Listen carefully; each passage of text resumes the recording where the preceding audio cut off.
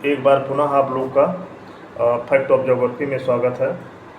आज हम आप लोग को बताएंगे रिंग ऑफ फायर के बारे में। तो रिंग ऑफ फायर, जिसे हम लोग ज्वालावृत्त क्षेत्र या फायर ग्रिडिल या सरकम पैसिफिक बेल्ट भी कहते हैं। इसका संबंध है ज्वालामुखी क्रिया से, जो प्रशांत महासागर के चारों ओर स्थित क्षेत्रों में इस प्रकार की ज्वालामुखी ज़्यादा क्रिया होने के कारण इसको रिंग ऑफ फायर कहा जाता है।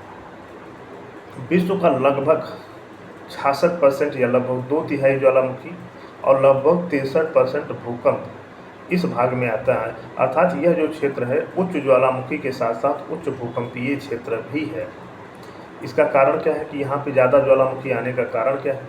यहाँ ज्वालामुखी आने का कारण ये है कि यहाँ पे यूरेशियाई प्लेट और प्रशांत प्लेट का अभिसरण होता है। इसके अलावा दूसरे साइड में उत्तरी अमेरिका और दक्षिण अमेरिका प्लेट और प्रशांत महासागरीय प्लेट का अभिसरण होने के कारण, यानी दोनों प्लेटें पास में आती हैं, इसको अंग्रेजी में कन्वर्जेंस भी कहा जाता है। इस कारण यहाँ केंद्रीय प्रकार की ज्वालामुखी आती है जो बड़ा भयानक ज्वालामुखी होता है। अब इसको रिंग ऑफ फायर कहने का कारण क्या है कि जो हम लोग जानते हैं कि भूगोल का विकास जो ग्रीस में हुआ, यूनान में हुआ, तो ग्रीक और रोमन काल में यह मान्यता थी कि जो ज्वालामुखी क्रिया का जो संबंध माना जाता था 18वीं शताब्दी तक, रोमन काल से लेकर ग्रीक और रोमन काल से लेकर 18वीं शताब्दी तक ये माना जाता था कि पृथ्वी के अंदर आग है, पृथ्वी के अंदर आग है, जिस कारण ज्वालामुखी की क्रिया होती है। इसीलिए आप लोग जानते हैं कि ज्वालामुखी का शाब्दिक अर्थ ही होता है कि ऐसा क्षेत्र जिसके मुख से आग निकलती हो। तो इसीलिए इसको रिंग ऑफ फायर कहा गया। लेकिन रिंग ऑफ फायर शब्द का जो उपयोग सबसे पहले किया यूएसए के अलेक्जेंडर पी लिविंगस्टोन ने 1906 में किया था।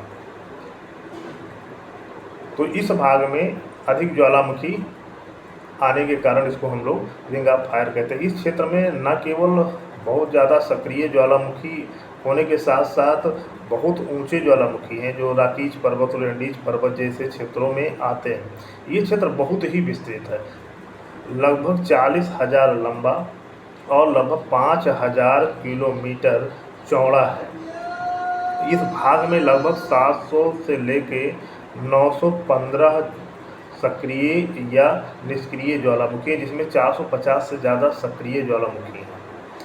इतना ज्वालामुखी आने के कारण ही इसको रिंग ऑफ फायर कहा जाता है।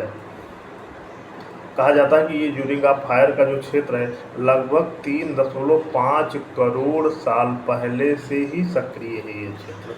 तो हम एक बार पुनः आपको बताएं, कभी एग्जाम में बहुत बार आता है कि रिंग ऑफ फायर से संबंधित, तो रिंग ऑफ फायर का मतलब है ज्वालामुखी क्षेत्र से जो प्रशांत महासागर के चारों ओर के क्षेत्रों में आता है। आप लोग को हम कुछ देशों का भी नाम बता सकते हैं जो ज्वालामुखी से बहुत ज़्यादा प्रभावित हैं।